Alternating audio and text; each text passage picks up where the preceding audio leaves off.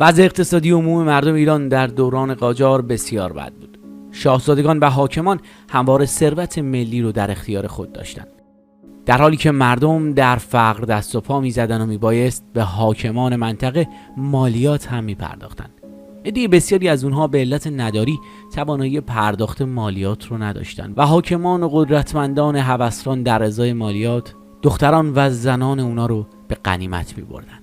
امام خان اینانلو، ملقب به شهاب الملک و بعدها آصف الدوله، یکی از حاکمان بدنام و ظالم دوران قاجار بود.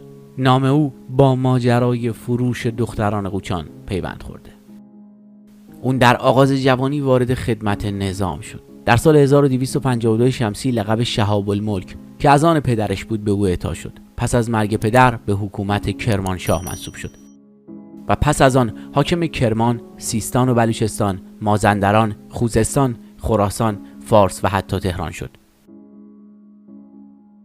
در این زمان بود که آصف الدوله لقب گرفت. آخرین منصب او وزارت کشور بود. آصف الدوله شاهسوند در سال 1284 شمسی برای بار دوم حاکم خراسان و متولی آستان قدس رضوی شد. اون در این مرحله رفتارهای بسیار ظالمانه ای از خود نشان داد و مردم خراسان رو به ستوه آورد. این دوره ننگین ترین دوره حکومتش به شمار میره. دوره دوم حکومت آصف الدوله بر خراسان با شروع جنبش مشروطه همزمان شد. ناظم الاسلام کرمانی، مؤلف کتاب تاریخ بیداری ایرانیان، آصف الدوله رو این گونه معرفی کرده: آصف الدوله شاهسوند شخص با تجربه ای بود. اظهار زهد و قدس میکرد، ریش نمیتراشید، مسکرات نمی نوشید، زیارت عاشورا میخوند، اما از جوانان بیریش بدش نمی اومد. آدم کشی میکرد، بی نهایت ظلم میکرد، نماز شب رو ترک نمیکرد، اما در هر شب جماعتی رو بینان میذاشت، تعقیب نماز رو طول میداد. لکن از اول شروع به تعقیب نماز تا پایان اون یک بیچاره زیر چوب و فلک فراش‌هایش جان میداد. تجارت میکرد، اما تجارت احتکار گندم رو از قرار خرواری 2 تومن از رعیت میخرید و از قرار خرواری 10 تومن یا 20 تومن میفروخت، که گاهی هم در سایر اجناس از قبیل روغن و گوشت و غیره هم همین رفتار رو داشت. حکومت خراسان در دوران قاجار اهمیت بسیار زیادی داشت.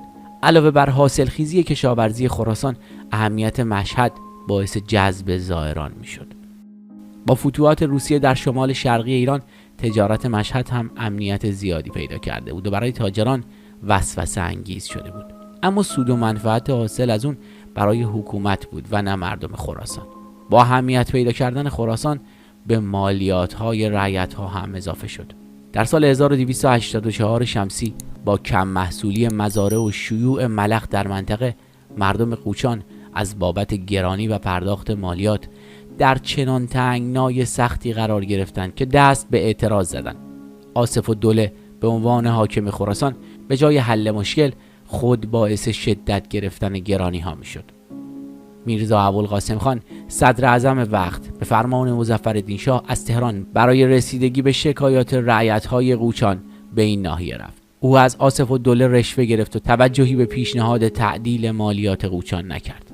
به تهران برگشت و به آصف الدوله تلگراف کرد که مالیات دولت مطابق سالهای گذشته باید پرداخت شود. رعیت هم مجبور بود این مالیات رو به هر طریقی فراهم کنه. این شد که ابتدا داراییش رو فروخت و بعد هم دخترانش رو. بعضی از مأمورین مالیات خود خریدار دختران رعایا شدند.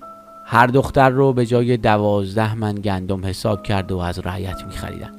سپس دختران ایرانی رو از 15 تا 40 تومان به ترکمنها می فروختن. شایع بود که ترکمانان دختران رو به بازارهای اشقاباد برده و اونها رو حراج می کردن. در این میون تجار ارمنی دختران رو می خریدن تا به عنوان برده و کنیز بفروشن و اونا رو یا به فحشا یا به آوازخوانی و رقاصی در مهمانخونه ها وادار کنن. بعضی از این دختران چندین بار خرید و فروش می شدن و سن و سال این دختران به 9 سال هم می رسیده.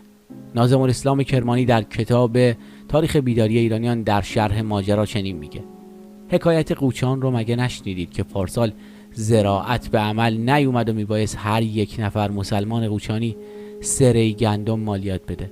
چون نداشتن و کسی به داد اونا نرسید، حاکم اونجا 300 نفر دختر مسلمان رو در عوض گندم مالیات گرفت و هر دختری رو به ازای 12 من گندم حساب کرده و به ترکمانان فروختن.